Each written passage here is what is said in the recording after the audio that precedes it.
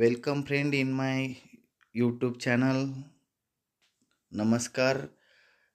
Now we are going to know about xylem and phloem, the main parts of the transport system in the plant. Xylem आणि phloem वनस्पतींच्या खोडामध्ये असलेल्या दोन रसवाहिन्या आहेत, ज्या की अन्न पाणी वाहून नेण्याचं काम वनस्पतीमध्ये करत असतात. या ठिकाणी आपण बघतो आहोत की दोन प्रकारच्या रसवाहिन्या असतात. एकीला झायलम म्हणतात आणि एकीला फ्लोएम म्हणतात. आपण या ठिकाणी बघतो आहोत. त्यानंतर झायलम वनस्पतींच्या मुळाने शोषून घेतलेलं अन्न आणि पाणी वनस्पतींच्या इतर अवयवांना पोहोचण्याचं काम करते.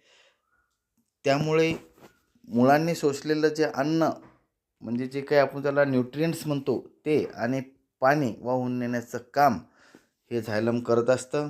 त्यानंतर दुसरा जो भाग आहे ट्रान्सपोर्ट सिस्टीमचा तो आहे फ्लोएम.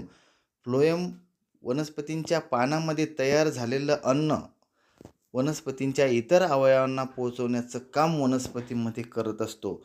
त्यामुळे झायलम आणि फ्लोएम ह्या दोन मुख्य घटक या ट्रान्सपोर्ट सिस्टीमचे आहेत. या ठिकाणी आपण बघतो आहोत.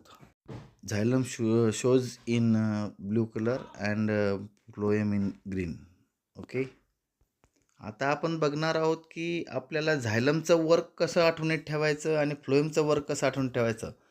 झायलमचा झेड आणि वॉटरचा WX असं आपण आठवण ठेवायचं आहे. म्हणजे झायलमचा X जो आहे तो WC रिलेटेड आहे, वॉटर. झायलमचा X आणि वॉटरचा W या ठिकाणी आपण बघतो आहोत.